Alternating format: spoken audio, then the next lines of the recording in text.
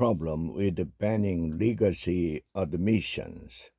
California recently prohibited its private colleges from using an applicant's legacy status.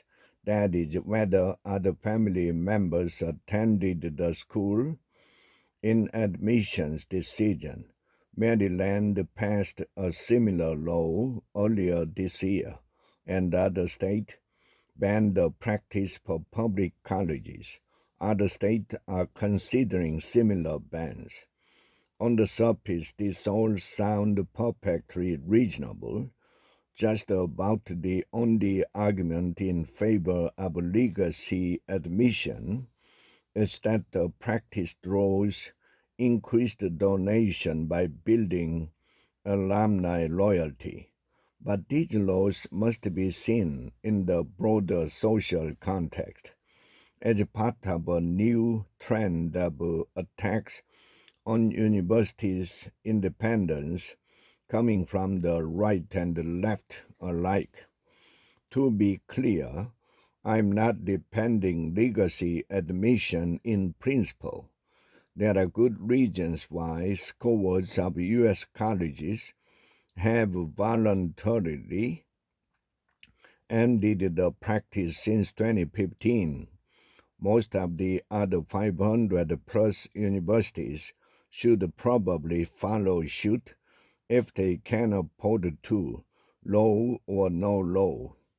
The problem with the California ban is that it is the mirror image of the lawsuit that gave the Supreme Court the opportunity to strike down diversity-based racial preferences in admission.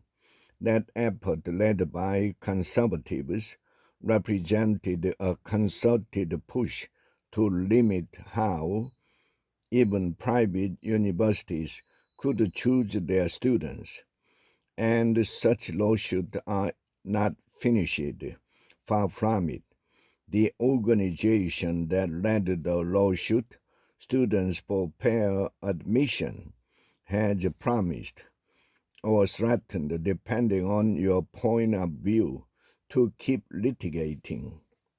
The threat of litigation matters because, as I write these words, private college admissions officers are trying to figure out how to comply with the Supreme Court's ruling that they cannot consider race in pursuit of diversity while still admitting student bodies that in some way reflect national demographics.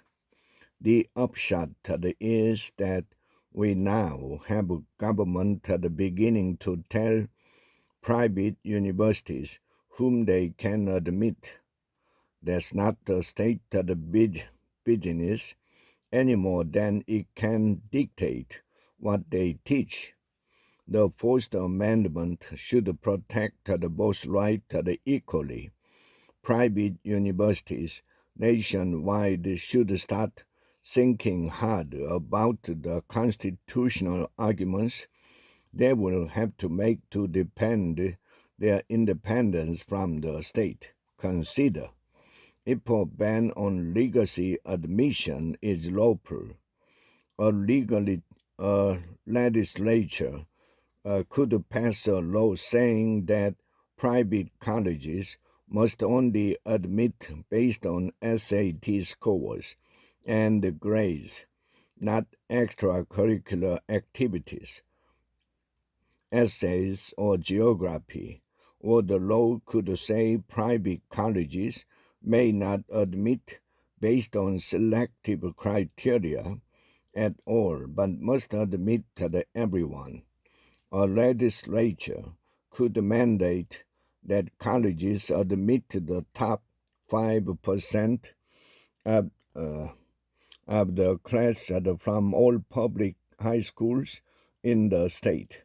Any of these restrictions would be an example of state overreach and would fundamentally disrupt school's educational mission, which is to educate the students they choose in the way they see fit. To fight back, the universities can argue in court that they have a First Amendment right to expressive association with the students they choose to admit. Such a right would trump state legislation unless the state could show that it had a compelling interest in the law and had narrowly tailored the law to achieving that interest, a difficult standard to satisfy.